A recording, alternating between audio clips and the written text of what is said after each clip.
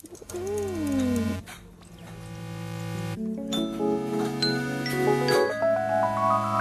y va pour les 2 plats du jour.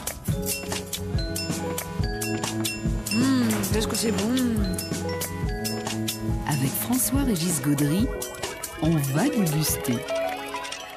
Vous nous faites découvrir un élixir mielé. Oui, en 3 syllabes, hydromel. Vos questions à la maison sur le miel, sur notre mail, on va déguster @radiofrance.com.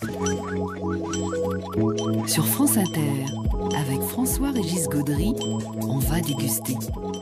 Allez, hydromel, vous avez dit hydromel, Dominique Hutin. Oui, la boisson des dieux. Mais la boisson des dieux, ça se mérite, chers amis. L'hydromel, c'est un produit rare. Et travailler l'hydromel comme un vin, voilà, ça c'est l'idée que porte un enfiévré. On ne peut pas dire autrement. Sur ces étiquettes, il y a d'ailleurs la mention hydromel œnologique. Voilà. Alors ça, c'est pour le produit qui se profile, celui qui arrive, qui est produit par un fou, un apiculteur qui s'appelle Alexandre Santes. Oui. Alors là, pour aller à sa rencontre, c'est un véritable miel de vin. Mais pour le coup, il va falloir naviguer vraiment au large de la Bretagne. Miel de vin ou vin de miel ? Vin de miel, pardon, vin de miel. Vous voyez, ça peut-être qu'il y a de l'alcool aussi, faites attention. Et là, il va falloir rallier une autre région. C'est une région où les abeilles ont l'accent du Sud, puisqu'on va à Montpellier. Oui. C'est là que se situe son antre. Et là, Alexandre Santes a choisi de prendre le large par rapport à des hydromels, finalement, dont l'élaboration, il faut bien le dire, est plus souvent subie que maîtrisée. Et bien, cet Alexandre Santes, lui, ne veut pas subir. Il choisit un profil organoleptique de ce qu'il veut obtenir. Il va assembler différents crus de miel exactement comme on le fait avec les cépages dans le milieu du vin. Alors par exemple, vous avez une cuvée, vous voyez comme elle est pâle celle-ci par rapport à tout ce qu'on trouve sur le marché habituel, c'est Imago.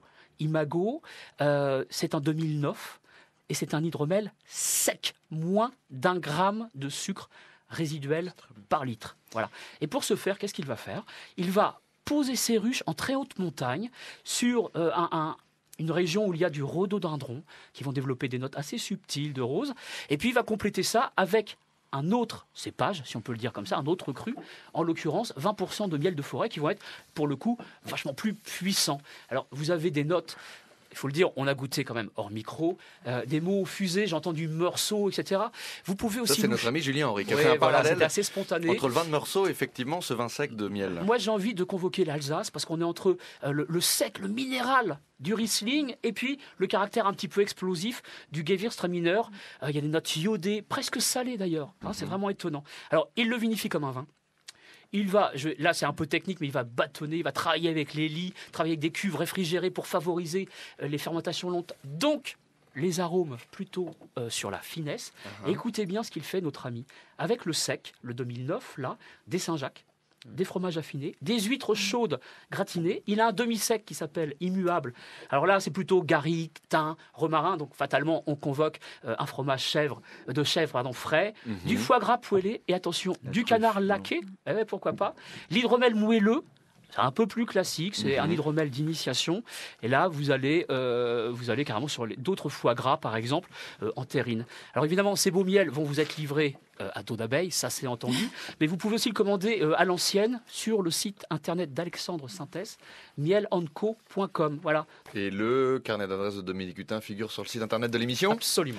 C'est parfait. Toutes les infos pratiques, nos recettes, le podcast, vos commentaires sur la page On va déguster du site franceinter.fr. Merci au passage aux nombreux auditeurs qui nous font part de leurs suggestions et de leurs commentaires sur le site. À la réalisation aujourd'hui, Stéphane Combe, qui réalisait aussi le reportage sur le rucher de Radio France, avec à la technique Patrick Henry et Gilles Gaillard. Nadia Chougui pour la préparation, Djoubaka pour le choix des disques la semaine prochaine. Cuisine lyonnaise, bon appétit, bonne journée.